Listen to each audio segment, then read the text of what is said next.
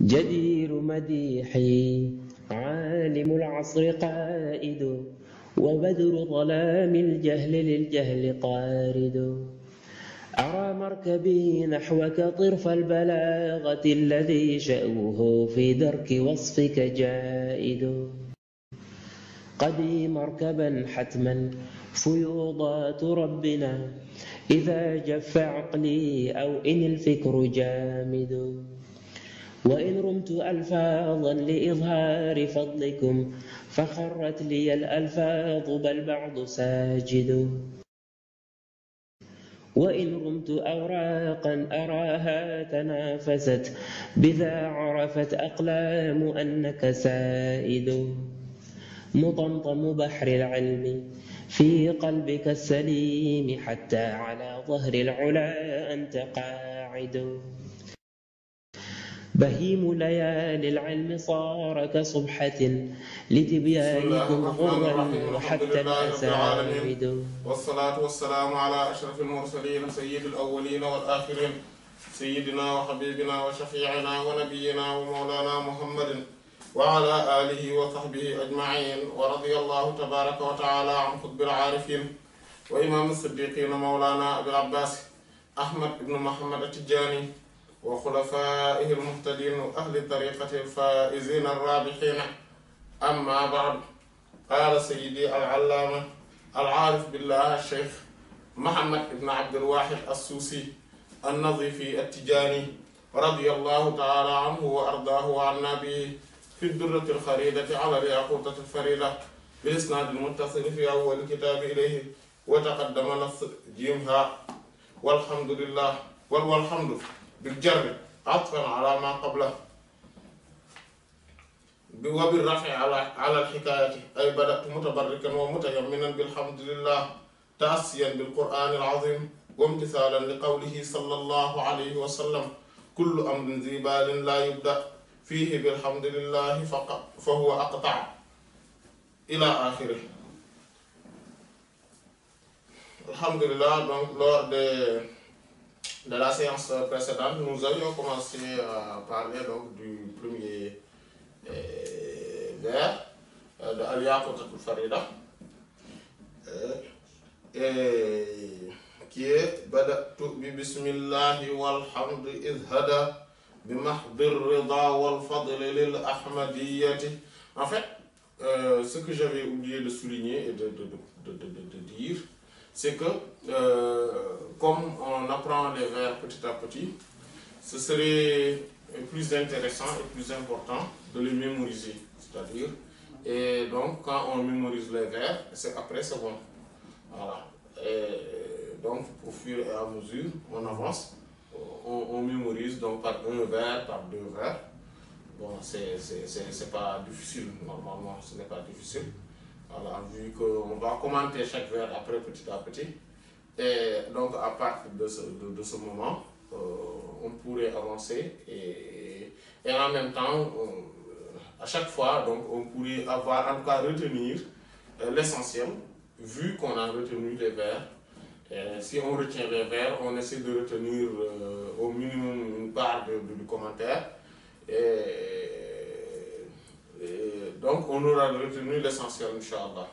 Et donc ça, c'est une bonne méthode d'apprentissage. Et que les savants rédigent souvent des poèmes, des poésies, des versifications pour rapprocher aux disciples, pour rapprocher aux étudiants la connaissance et le savoir. Parce que c'est avec parce que la versification facilite des choses. En fait, quand on a une séance donnée, si on l'a en prose, c'est souvent plus difficile à mémoriser. Un livre en prose, même si c'est un petit livre, c'est souvent difficile à mémoriser. Mais si c'est en versification, en poésie, c'est souvent plus facile. Ouais, voyez-vous. Par exemple, là, le terme qu'il a, comme là il a dit, Bada'tu bi bismillahi walhamdi idhada bi mahdir rida wal fadli lil ahmadiyyati. On voit que c'est relativement plus facile à retenir. Et que si on retient cela, on retient également souvent, même si c'est dans d'autres sciences, hein, même si c'est dans d'autres sciences, il est plus facile de retenir un livre et les enseignements qui y sont si cette science est rédigée en poésie. Si c'est rédigé en poésie. Voilà. Donc, c'est souvent ce qui fait que donc, beaucoup de savants, sur beaucoup de livres, par exemple, ils écrivent donc, de la versification, comme par exemple sur les sciences, sur par exemple la grammaire, on voit bien que l'imam Ibn Malik, il s'appelle l'imam Muhammad Ibn Abdullah Ibn Malik, rahimahullah, c'est son grand-père qui s'appelle Malik, mais lui-même il s'appelle Muhammad Ibn Abdullah. C'est comme le prophète, sallallahu alayhi wa sallam. Et il a rédigé donc ce livre en versification. Et on voit bien que souvent, on voit bien que ce livre-là, finalement, est devenu la référence en grammaire. Parce que tout simplement, il a regroupé en poésie ce qui a été dans les autres livres de grammaire qui l'ont précédé, et il l'a fait en poésie avec 1000 vers. Et que 1000 vers, ce qu'on appelle alfiya, ce n'est pas beaucoup pour, en tout cas, pour cerner une science. Pour cerner une science, quand même 1000 vers, et on connaît à peu près donc toute la science, c'est pas facile, c'est pas difficile. Et ce qui fait que donc on commente souvent, après il y a les commentaires qui arrivent derrière et qui vont traiter des questions annexes, qui vont bien préciser ce qui se trouve dans les vers, etc. Voilà. Et de même aussi, si on regarde bien les livres, en tout cas les références qui dans les sciences du hadith par exemple, c'est soit l'Alfiya de l'imam al-Iraqi, al-Hafiz al-Iraqi, Zainuddin al-Iraqi, rahimahullah, ou bien celui de al-Hafiz al-Suyuti, rahimahullah. Et voilà, et il y a divergence auprès des savants sur la suprématie ou plutôt la précédence de la versification Nazm Dora de l'imam al-Suyuti, rahimahullah, ou plutôt de celui de l'imam al-Hafiz al-Iraqi, rahimahullah. Et en Sira, par exemple, pour la Sira, on voit bien que il y a la Alfiya aussi de al-Hafiz al-Iraqi, rahimahullah. Il y a aussi mais il y a Khilas Zahab, par exemple. Khilas Zahab fi Sirati Khayr al-Arab de Cheikh Al-Hajj Malik Sy radiyallahu ta'ala anhu. Si on regarde bien aussi, on voit que c'est une versification qui n'est pas beaucoup, qui n'est pas long, mais cela englobe la Sira. Et en tout cas, de manière générale, voilà, même si cela ne rentre pas dans trop de détails, etc. Mais on sait que cela englobe la Sira. Et en tout cas, au minimum, on sait que il y a le socle de l'enseignement qui se trouve, par exemple, dans Al-Mawahib al-Laduni de l'imam Al-Qastallani, rahimahullah ta'ala, qui s'y trouve. Voilà. Et on peut voilà, la Alfiya de Al-Hafiz al-Iraqi sur, bien sûr, la science du hadith, je veux dire, comporte l'essentiel, ou plutôt même la totalité de ce qui se trouve dans la Muqaddimat de l'imam Al-Hafiz ibn Salah, Abu Amr ibn Salah, rahimahullah. On voit bien que quand on regarde par exemple, même Cheikh Ahmed Bamba par exemple, radiyallahu ta'ala, quand il parlait quand il a écrit Masalikul Jinan, il a dit qu'il l'a versifié parce qu'il a trouvé que les livres là qui sont nombreux et qui parlent du soufisme, il a trouvé que celui qui le regroupe le plus, c'est Khatimatul Tasawuf de Sayyidi Muhammad al-Yadali, rahimahullah radiyallahu anhu, et que lui, il a versifié. Voilà. Etc. Donc, on voit bien que la versification, c'est une forme pour faciliter l'accès à la science aux étudiants et aux disciples. Voilà. C'est aussi pour cela que beaucoup essaie de faire des versifications. On voit bien que, par exemple, Sayyidina Tidjane ibn Baba, quand il a rédigé le Mouniatul Mourid, cela est devenu presque une règle. C'est-à-dire que cela est devenu une référence incontournable sur la tariqa tidjaniya parce que c'est le premier livre qui a été rédigé sur le fiqh de la tariqa tidjaniya en versification. Voilà. Et ça a fait que c'est incontournable. Voilà. Et ce qui fait également qu'Al-Yaqutatul Farida, celui-ci que l'imam Al-Nazifi a rédigé, devient aussi incontournable. Et sur la même lancée, d'ailleurs comme nous l'avions dit lors de l'introduction de ce livre, que sur la même lancée, le Fatihatul Tullab de Cheikh Seydi Hadji Malick aussi est sur cette même ordre d'idées. Et que ces trois-là pourraient être les livres de référence de la tariqa tidjaniya, en tout cas sur tout ce qui tourne autour de la tariqa tidjaniya. Et celui qui les mémorise a beaucoup mémorisé. Après, il y a tout récemment le Alfiyat de Seydi Youssouf Khan, qui lui a rédigé une Alfiyat extraordinaire sur la tariqa tidjaniya et qui a à peu près englobé, voilà, voilà, et qui a beaucoup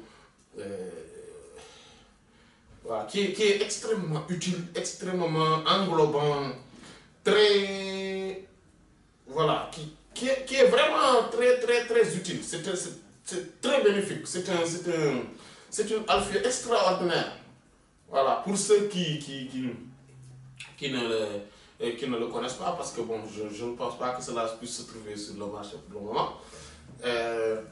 Voilà, mais voilà, il m'en a fait donc, il m'a donné donc une copie. Je pense que voilà, je vous l'avais transmis. Voilà, mais c'est un livre extraordinaire et qui est englobant. Voilà. Mais en tout cas, c'est pour dire que la versification est importante dans la science. Quelqu'un qui veut mémoriser une science, c'est plus facile pour lui de le passer par les versifications. Voilà, par les versifications.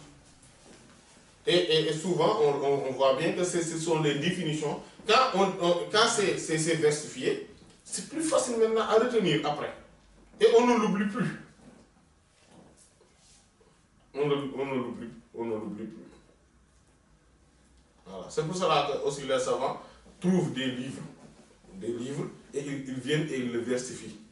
Même si c'est des muhtasarat, etc., ils viennent et ils le versifient pour que cela soit plus accessible. Voilà.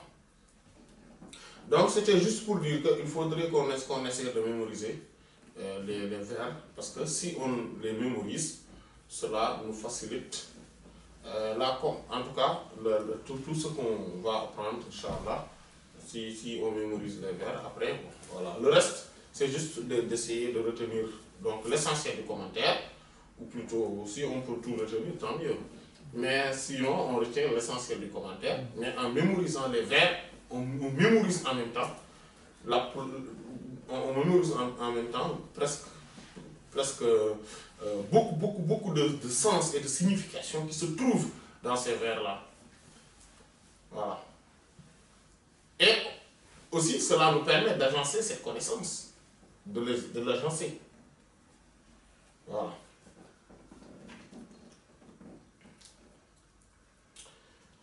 Donc, on l'avait vu. Et on avait vu que Badatu, donc cela signifie que j'ai commencé. Puis Bismillah au nom d'Allah.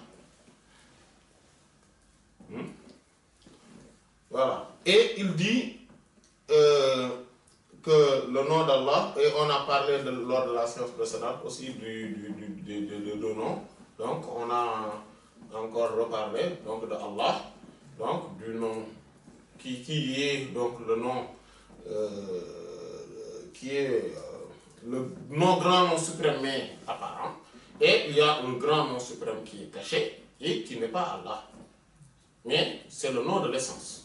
Et on en avait parlé lors de la séance précédente, alhamdulillah, Et on avait parlé aussi des grands noms suprêmes et la différenciation, etc. Voilà.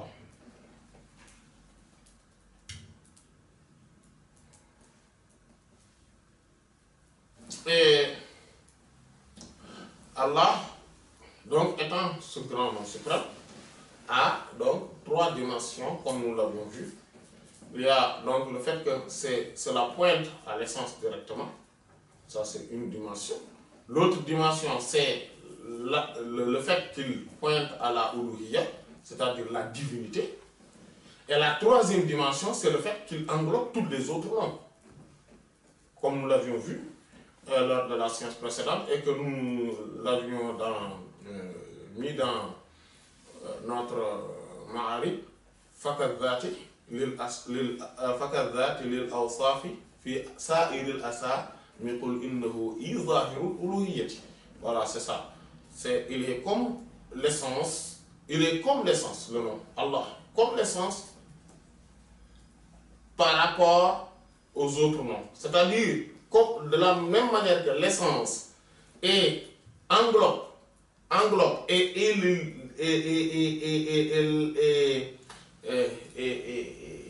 voilà, englobe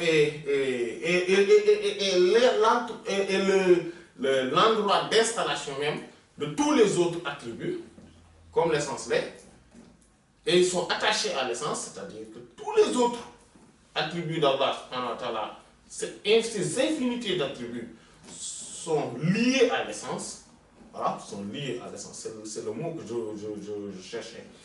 Donc, sont tous liés à l'essence. C'est ainsi. Allah, c'est le nom qui regroupe tout et tous les autres noms sont liés à lui. Et on avait donné l'exemple de Moudou, si je ne m'abuse pas. Et il dit Wataqaddama. Donc, on avait précédé Nas, le texte de Jimha, c'est Jawahirul Ma'ani. Walhamdu, maintenant parce qu'il dit Badatu bi bismillahi walhamdi iz ada. Donc, Badatu, j'ai commencé bi bismillah, par bismillah, c'est-à-dire par dire au nom d'Allah. Walhamdi, il dit walhamdi. Donc, elle est l'hommage. Bil jar. Donc, c'est vocalisé par le kasra. C'est ce qu'on appelle le jar.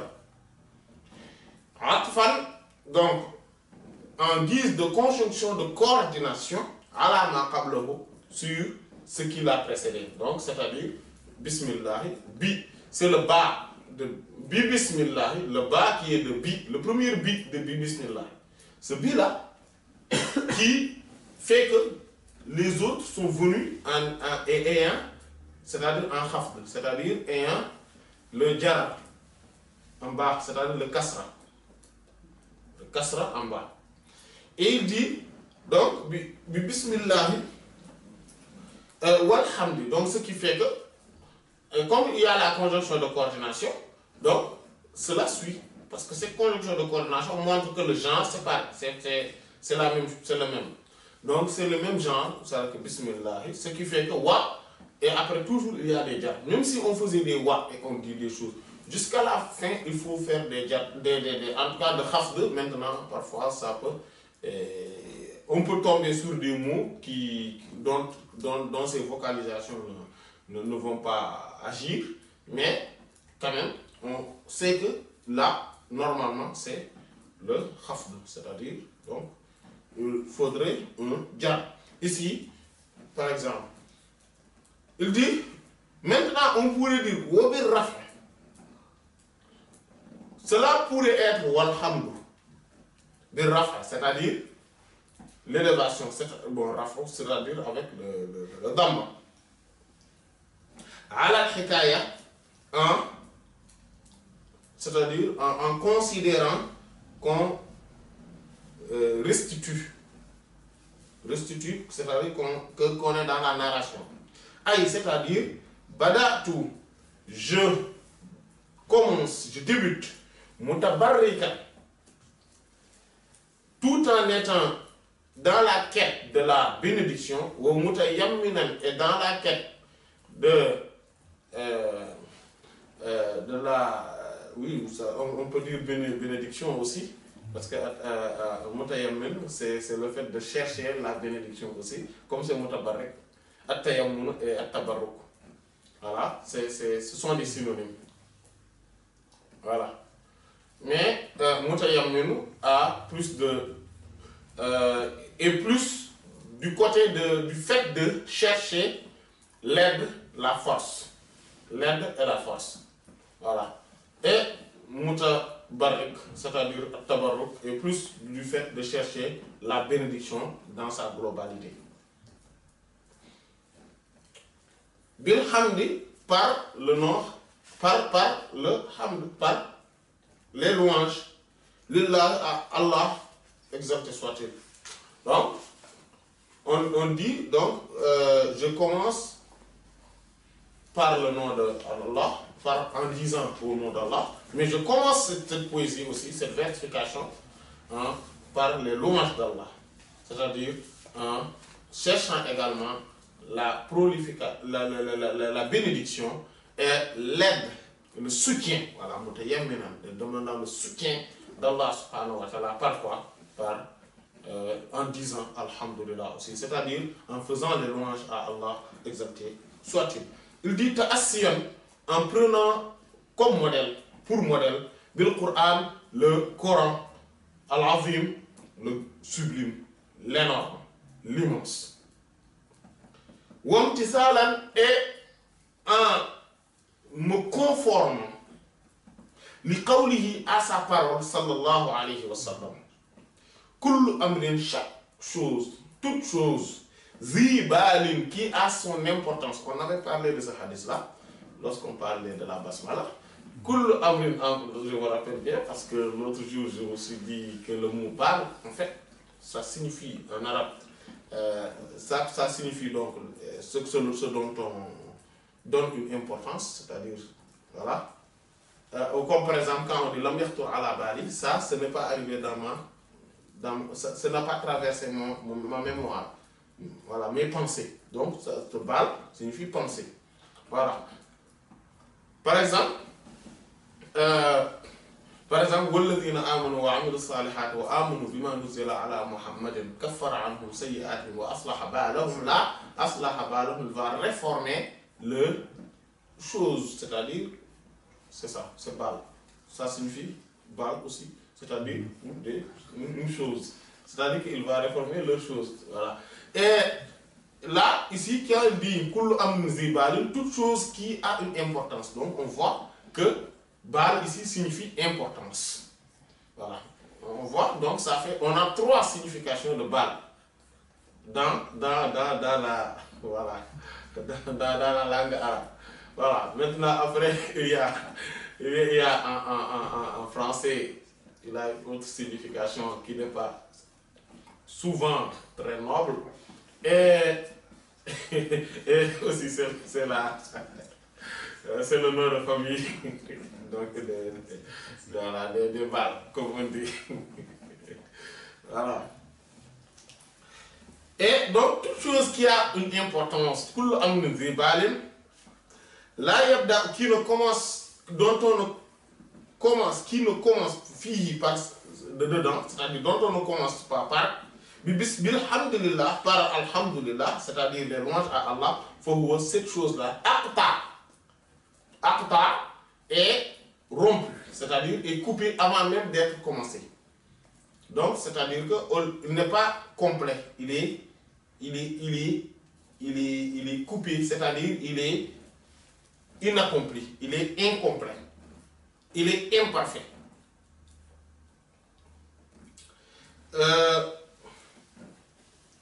Il dit au fi riwaya, et dans une version, il y a bihamdillah, par hamdullah, c'est-à-dire par les louanges à Allah. Kama marra, comme on l'avait vu précédemment.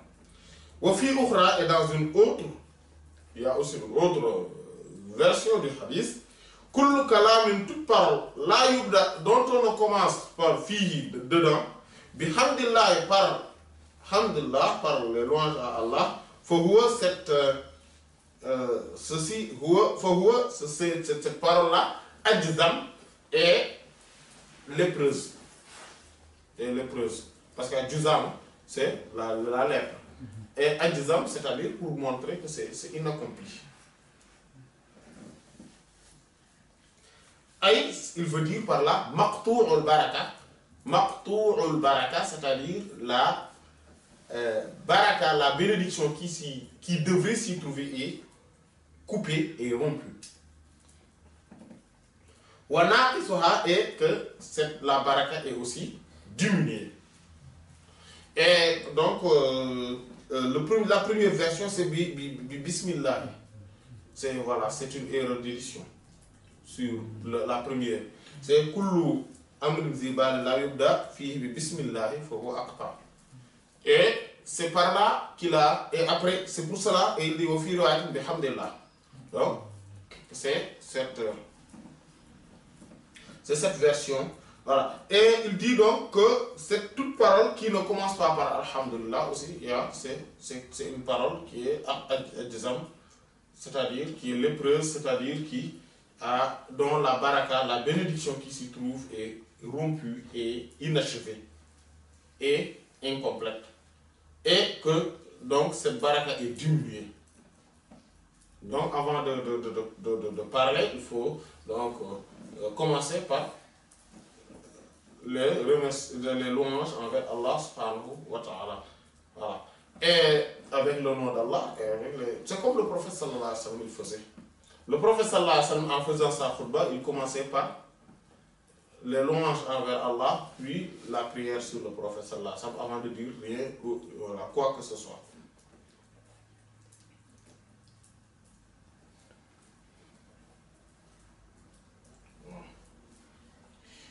Et c'est pour ça qu'on dit souvent, quand il est allé sur le minbar, on dit Hamidallah wa afna alayhi. Puis il dit telle chose. Vous voyez tous les hadiths qui nous parlent des paroles, des khutbahs du prophète, il commence par là. Que quand il est monté sur le minbar, il a commencé par les louanges d'Allah. Irtafa ala minbar. Fa hamidallah, thumma asna alayhi. Et après il dit ma balu aqwamin yaquluna kadha wa kadha, ou ma balu aqwamin yaf'aluna kadha wa kadha, etc. Ou autre chose.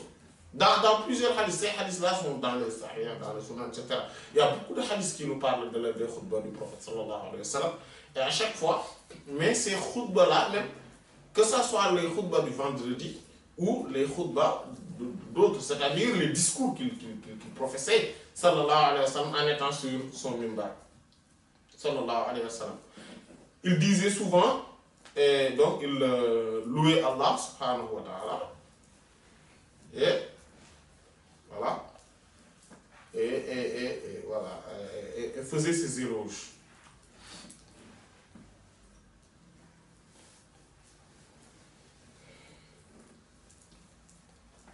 Et donc, quelque chose, donc toute parole dont on ne commence pas par le nom d'Allah, c'est-à-dire par aussi le fait de louer Allah subhanahu wa ta'ala, donc a une baraka, a une bénédiction inaccomplie, inachevée, diminuée. Il dit wa intamma, même si elle est complète, hessan, dans le monde des sens. Dans le monde des sens, si on voit que oui, c'est complet, c'est bien fait, c'est bien dit. En toute vérité, il y a une baraka qui est diminuée dedans. Wal ibtida'u, et le fait de commencer par cela, idafiyu, est relative. Donc c'est une manière de commencer. Voilà. Wahwa, c'est ma taqaddama, ce dont on a commencé, ce qui a précédé, amam al-maqsoud, avant l'objectif, sawa'un, que ça soit sabaqahu, qu'il lui ait précédé shay'un quelque chose, awla ou bien non, ou non. Voilà. Waram ya'kis, et ce n'est pas contradictoire, li quwwati hadithin ou à la solidité du hadith al-basmala de la basmala, du hadith qui dit que celui qui ne commence pas par la basmala, sa parole ou son acte ou ses actions sont interrompues, sont inachevées et que sa baraka est diminuée. Wali muwafaqati et aussi à la conformation de Al-Coran du Coran. C'est-à-dire, il veut dire par là une chose importante. Il dit que c'est ibtida ou idafi. C'est relatif. Le fait de le commencer par cela, c'est relatif. Pourquoi? Parce que je peux venir en disant Bismillah, Alhamdulillah. J'ai commencé par Alhamdulillah aussi. Parce que avant même de dire ce que je devrais dire, j'ai dit d'abord Alhamdulillah. Parce que l'objectif de la parole n'était pas de dire Bismillah et de dire Alhamdulillah. Ce que j'ai voulu dire, c'est autre chose. Mais j'ai dit Bismillah, j'ai dit Bismillah, Alhamdulillah, wa salatu wa salam ala Rasulillah, wa ala alihi wa sahbihi wa man wala.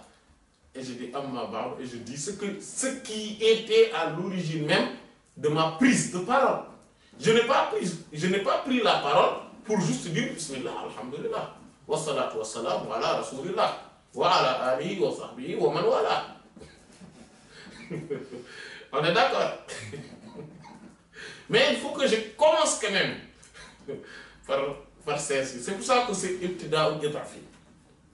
C'est-à-dire que ce que j'ai dit, mon objectif, je l'ai dit après avoir professé mes louanges envers Allah. Maintenant, même s'il y a quelque chose qui l'a précédé, c'est-à-dire la basmala, c'est pas grave.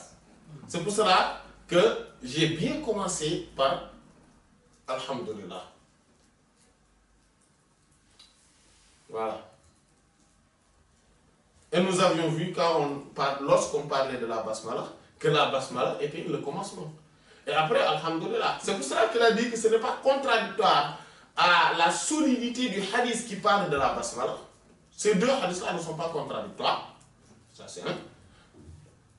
Et la deuxième, c'est que ce hadith-là n'est pas contradictoire au Coran, qui commence par Bismillah ar-Rahman ar-Rahim, certes, mais après qui commence par Alhamdulillah. Alhamdulillah, Rabbil Alamin. Ne sont pas contradictoires.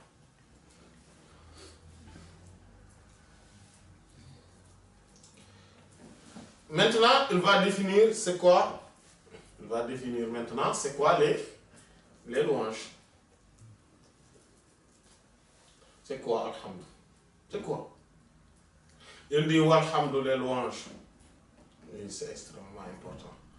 Louratan, étymologiquement, c'est-à-dire que dans la langue arabe. Avant de continuer, il faudrait qu'on dise une chose extrêmement importante, elle aussi. C'est que, peut-être qu'on l'a déjà dit, mais il faudrait qu'on le rappelle. Quand on étudie une chose,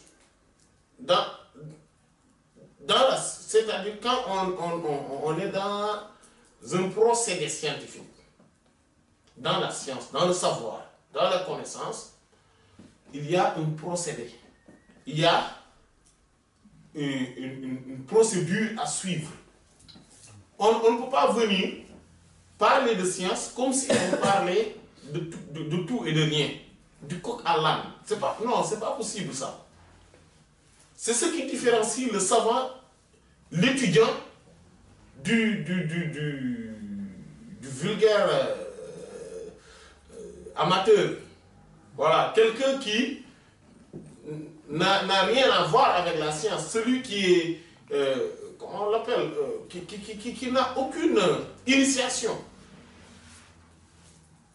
C'est ce qui les différencie. C'est pour ça que quelqu'un peut parler, et que même si on ne le suit pas beaucoup, mais la manière dont il construit son discours, on sait que celui-ci, il est un savant. Ou en tout cas, c'est un étudiant en matière de sciences, et plutôt de sciences religieuses. Et que parfois, quand on écoute quelqu'un, même parfois s'il dit des choses, parfois entre guillemets extraordinaires, comme le disent certains, Mais la manière dont il agence ces choses, c'est tellement dispersé qu'on sait que lui, il n'est pas méthodique. Et il n'est pas un homme de science. Il n'est pas un homme de science. Parce qu'un homme de science a toujours une méthodologie. On ne peut pas faire, on ne peut pas dire quelque chose, on ne peut pas faire quelque chose sans une méthodologie. Et que les savants ont des méthodes qui, voilà, ont des méthodes. Imaginez quelqu'un, par exemple, qui connaît beaucoup de questions en matière de fiqh. Parce qu'il a fréquenté les savants, etc. Il a beaucoup posé des questions par rapport à ça et il a retenu. Et on sait que, voilà, en matière, par exemple, beaucoup de questions. Si on vient, on le touche sur la zakat, il peut répondre parce qu'il a fréquenté les savants ou il a entendu de certains propos. Si on lui pose des questions par rapport au mariage, il va répondre. Si on lui pose des questions par rapport aux ablutions, il va répondre. Si on lui pose des questions par rapport au hajj, il répond. Si on lui pose des questions par rapport au divorce, il répond. Si on lui pose des questions par rapport au... etc. En fait, il a amassé. Mais, quand le jour où on va lui demander de chercher une question, un sujet, c'est-à-dire une question dans une mas'ala, c'est-à-dire que dans un livre, il ne saura pas par où commencer. Parce qu'il n'a pas appris. Il n'a pas été dans, comme on dit, sur les bancs. Il n'a pas eu à connaître la méthodologie. Il n'a pas eu à fréquenter la science en tant que telle. Parce que quand on fréquente la science, on a toujours une méthodologie. On ne peut pas fréquenter la science avec du blabla, en parlant du coq à l'âne. Quand on fréquente la science, on ne peut pas parler du tout et de rien. Et qu'il n'y a pas de sujet. Et parfois, ça arrive.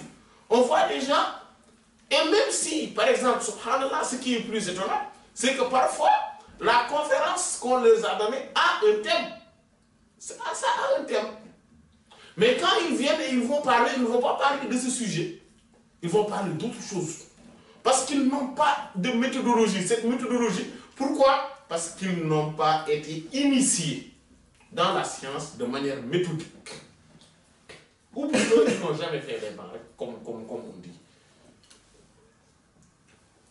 Voilà. Ou en tout cas, ils ont fait les bancs, mais leur banc à eux.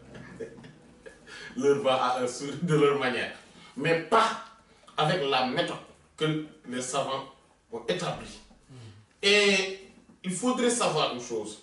Celui qui prétend avoir une méthode meilleure que celle des savants, les premiers, les devanciers, comme les derniers, celui-ci est entré dans une illusion et dans une prétention démesurée. Ah oui. Il est victime de son ego. Ah oui. Même parfois, certains errants, ignorants, peuvent vous percevoir comme étant quelqu'un qui est au-dessus du lot, extraordinaire. Et souvent, ce sont des gens qui, dans leur discours, ils font du coq à l'âne, mais totalement du coq à l'âne. Parfois, on ne voit même pas pourquoi ils ont dit cette chose et après ils disent d'autres choses. Il n'y a pas de fil conducteur dans le propos. Il n'y a pas de fil conducteur. On ne sait vraiment pas de quoi ils parlent. Si on veut les suivre, on a des problèmes. On a des soucis. On peut, voilà, à moins qu'on soit leurs fans, quoi. On va retenir des choses, bien sûr, si on est leurs fans. Et souvent, c'est des choses qui n'ont aucune importance sur le plan de la science et de la connaissance. Parce que parfois, c'est des anecdotes aussi. Que des anecdotes. Oui, et des fables.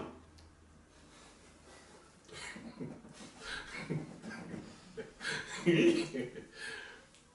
C'est pour cela que c'est important de le rappeler. Imaginons, l'imam Malik, radiyallahu anhu, quand une personne, quand quelqu'un était venu de Yémen, il lui dit que je viens de Yémen, on m'a posé 40 questions. Il a répondu aux 37 questions. À toutes les 37 questions, il a dit je ne sais pas. Mais que les 3 questions qu'il connaissait. Le gars lui dit, mais je viens de Yaman, qu'est-ce que je vais leur dire? Dites-leur que l'imam Malik, l'imam de Medina, ne connaît pas, il ne sait pas répondre à ces questions. Mais c'est intéressant parce que on sait très bien que l'imam Malik, radiyallahu anhu, avait bel et bien les capacités de répondre à ces questions. Mais il y a 2 choses. C'est-à-dire que soit il pouvait faire des recherches par rapport à la documentation qu'il avait auprès de lui, parce qu'il en avait quand même. Parce qu'il faut se rappeler d'une chose. L'imam Malik, rahimahullah, a vendu tous ses biens jusqu'à vendre le toit de sa maison pour acheter des livres. Oui. Et vous voyez à Médine comment il fait chaud la journée, comment il fait froid la nuit. Mais quand même parce qu'il voulait la science. Ah oui. Oui, et ça, même Al-Qadi Iyad rahimahullah l'a rapporté, cette parole-là. Et c'est extrêmement, cette anecdote-là, et c'est une chose qui est répandue même, c'est connu dans l'histoire de l'imam Malik rahimahullah. Voilà. Mais lui, celui qui a tout vendu pour ses documentations, celui qui a rencontré presque toutes les grandes figures de la science de son époque, celui qui a rencontré les plus grands savants de son époque sur une question relative à la jurisprudence, ne pouvait-il pas donner une réponse? Bien sûr que si. Mais il enseignait le fait de dire quand même et de parler que de ce que l'on sait réellement. Et ça, c'est la première chose. La deuxième chose, c'est qu'il pouvait aussi aller faire une documentation, c'est-à-dire une documentation, une recherche sur ces questions-là. Il pouvait le faire. Mais il a voulu montrer que parfois aussi, il faudrait dire je ne sais pas, et que la moitié de la science, c'est je ne sais pas. Et que, contrairement à ce que nous, les Wolof, disent, que la science, le fait de ne pas savoir n'en fait pas partie, c'est-à-dire que le fait de ne pas savoir, le fait de dire je ne sais pas ne fait pas partie de la science. Le fait de dire je ne sais pas ne fait pas partie de la science, c'est faux. Nous, c'est-à-dire les musulmans, cette fois-ci. Auparavant, j'ai dit nous, mais les Wolofs. Et cette fois-ci, je dis mais nous, les musulmans, nous disons la moitié de la science, c'est je ne sais pas. Mais soit la adresse. Voilà. Les Wolofs disent mais nous on dit la adresse. La moitié de la science, c'est le fait de dire je ne sais pas. Mais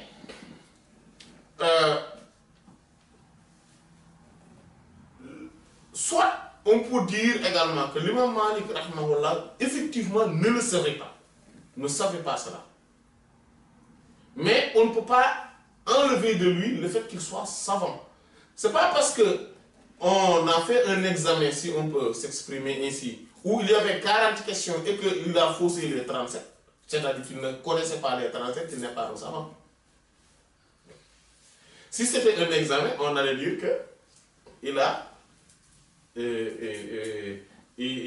donc 3 sur 40, ça fait 1,5 sur 20. Et ça, c'est l'élimination. On ne va même pas au rattrapage.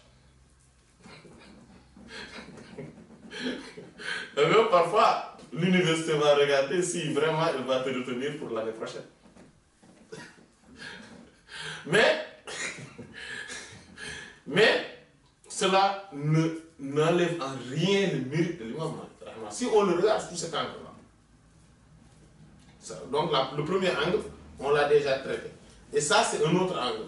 C'est-à-dire, supposons qu'en réalité, il ne le connaissait pas. Mais quand même, on ne peut pas dire qu'il n'est pas savant. C'est évident maintenant qu'il est savant. Et même à l'époque, c'était évident qu'il était le savant de Médine. Donc tout le monde riait vers. On le savait de partout dans le monde. On le savait. Mais la méthodologie est extrêmement importante dans sa façon de faire. Parce que quand, aujourd'hui, il peut quand même aller se documenter et il saura directement là où il doit chercher la question. Quand on donne à quelqu'un un livre de fiqh de 4 tomes, on lui pose une question relative, par exemple, à la prière, il va le chercher où? Sur le premier tome. Normalement, s'il a été initié, il va le chercher. Il ne va pas chercher sur il va chercher sur le premier tome. Et il va le chercher, si chaque tome c'est 400 pages, il va le chercher à peu près à entre 60 pages, 70 pages, jusqu'à 200, 250. Parce que c'est ça qui traite la prière. Ou même plus.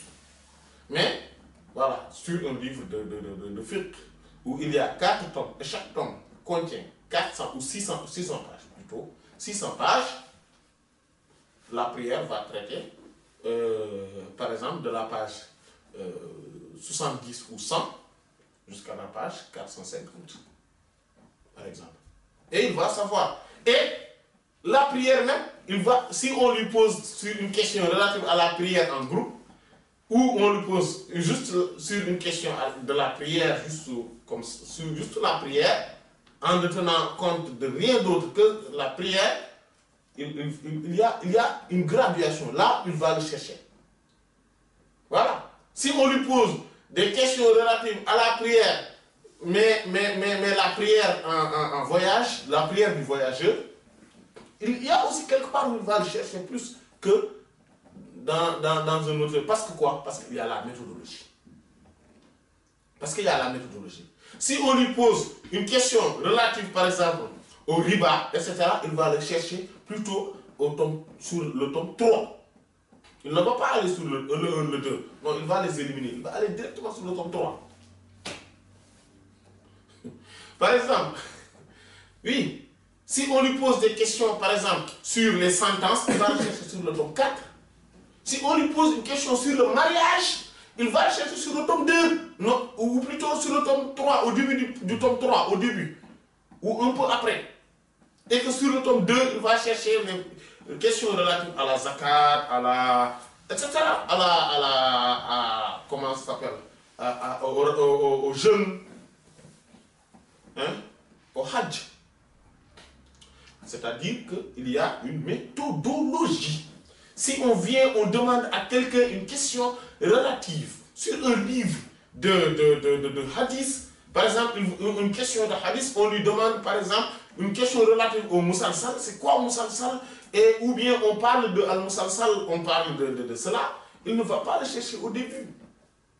Non, il va aller jusqu'au plus de la moitié et c'est à partir de là qu'il va le chercher. Si on lui demande c'est quoi al-muttafiq ou al-muftariq, ou bien en tout cas une question relative à cela, ou al-mukhtalif ou al-mukhtalif, etc., il va le chercher sur cette partie-là aussi. Si on va parler, voilà, sur les tarifs des rois, c'est-à-dire les histoires, les dates voilà, sur les rois, les rapporteurs, etc., il va chercher à la fin. Si on lui pose des questions sur Riwayatul Akabir an al-Asagir, c'est-à-dire le fait que les grands rapportent des petits, il va le chercher sur le 3 quarts. Le 3 quarts à peu près. Et après, il va regarder, Voilà, c'est comme ça. Et selon les livres, peut-être il y a sûrement des différences, etc. Mais il sait qu'il ne va pas le chercher au début, par exemple, ni tout à fait à la fin. Sur toute question, c'est comme ça. Quand en grammaire, on pose des questions, par exemple, relatives à c'est quoi les arabes, c'est quoi Albina, il va le chercher au début. Il ne va pas aller jusqu'au milieu ou regarder entre les bon, je vais tenter ma chance au milieu, non. Etc., etc. C'est-à-dire que chaque question, il y a de la méthodologie. Et on fait partie maintenant de la méthodologie. Le fait que quand on apprend, tenez-vous bien, une chose, et regardez, c'est ça la méthodologie de toutes les gens de science. Il commence d'abord par la définition linguistique. Linguistique. Avant de venir sur la définition terminologique.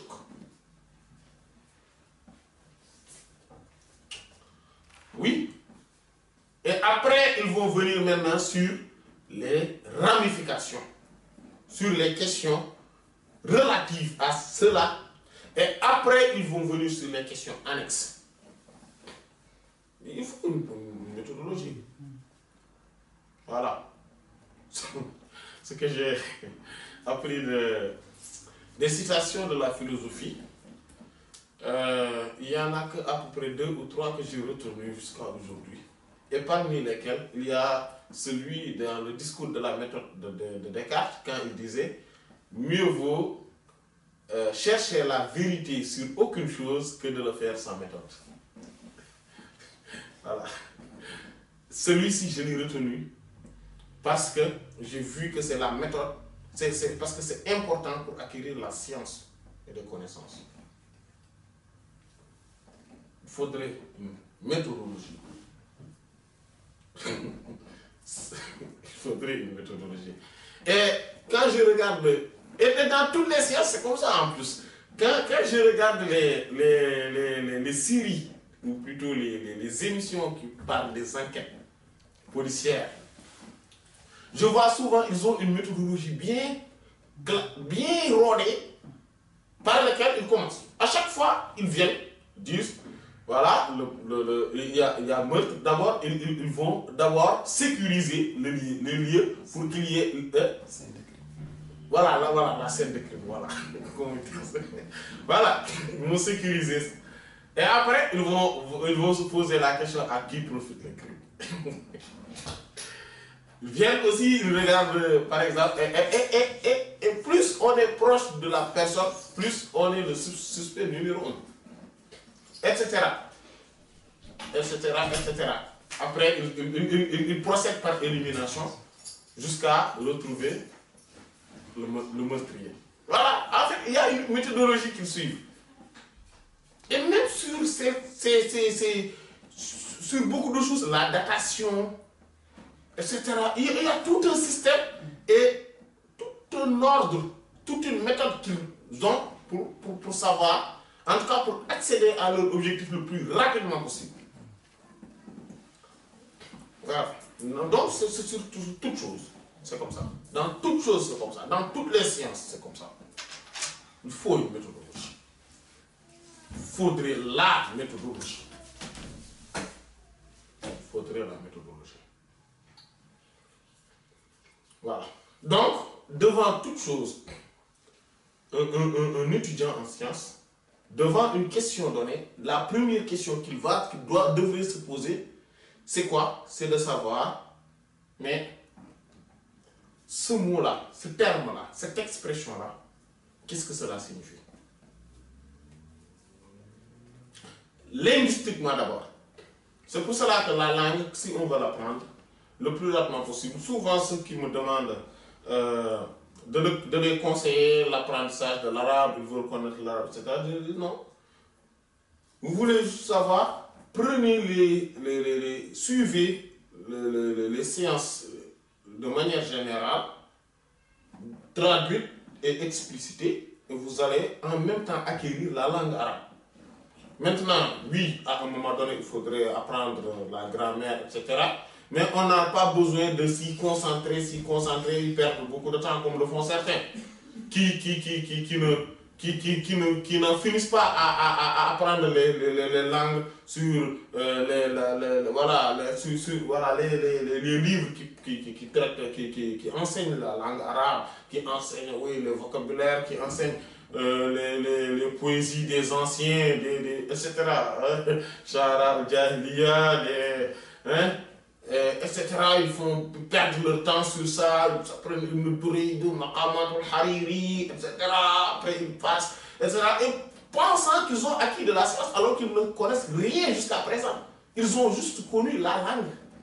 Connaître la langue et avoir la science, c'est deux choses différentes. On a besoin de la langue pour la science, mais avoir la langue ne signifie pas avoir la science.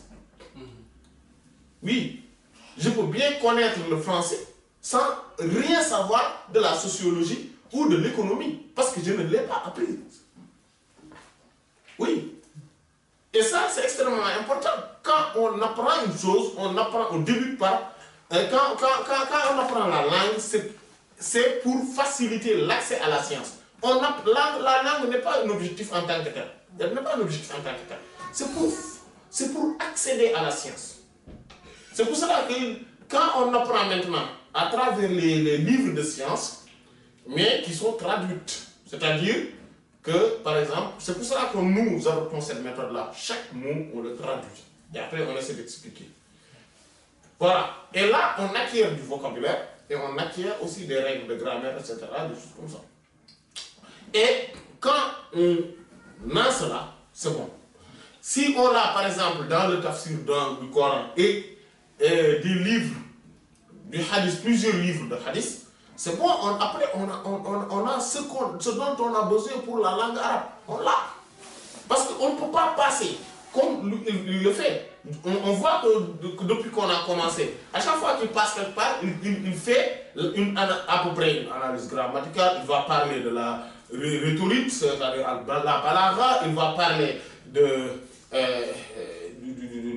grammaticalement, qu'est-ce que cela signifie, il va parler étymologiquement, ce terme provient de tel et de tel et de tel, etc. Et si on le fait, imaginez-vous qu'on le fasse avec le Coran, tout le tafsir du Coran, avec beaucoup de hadiths, c'est-à-dire par exemple des livres de hadiths, etc. Mais on a la langue arabe, on n'a pas besoin de s'asseoir de l'apprendre. Maintenant, après, il faudrait bien sûr apprendre un livre qui parle de la grammaire, mais un livre, ça suffit largement. C'est ce qu'on appelle al-alat, c'est-à-dire ce sont les outils. Il y a des sciences qui sont des outils, mais ils ne sont pas des objectifs. Ce sont des outils, des moyens, ce ne sont pas des objectifs. Et pour ces sciences-là, c'est-à-dire tout ce qui est relatif à la langue arabe, fait partie de cela. De ces sciences-là, on en a besoin. C'est comme le sel. C'est comme le sel dans le mets, dans le plat. Si c'est trop, cela nuit, cela détruit. Si c'est peu, ça ne sera pas bon. Donc il faudrait être méthodique. Donc on va s'arrêter là, on va s'attenir là. Inch'Allah ta'ala. Wallahu ta'ala alam. Wa sallallahu ala sayyidina Muhammadin wa ala alihi wa sahbihi ajma'in. Subhana rabbika rabbil izzati amma yasifun wa salamun ala al-mursalin walhamdulillahi rabbil alamin. Barakallahu fiik. ثلاث خصال هن زينك قدوتي حياء وزهد وانكسار مساعد بك الورع معروف بك العلم ظاهر بك الورع معروف بك العلم ظاهر وما شك تلميذ وما خاب رائد إليك انتهى الإحسان والجود والعلا بك الدين لا يخلو بك الحق صاعد نفائس عرفان كنظم اللآل بل كذرات أصداف لك الفصل حامد ولي صميم محسن أنت عارف وقور عدول كيد إبليس فاسد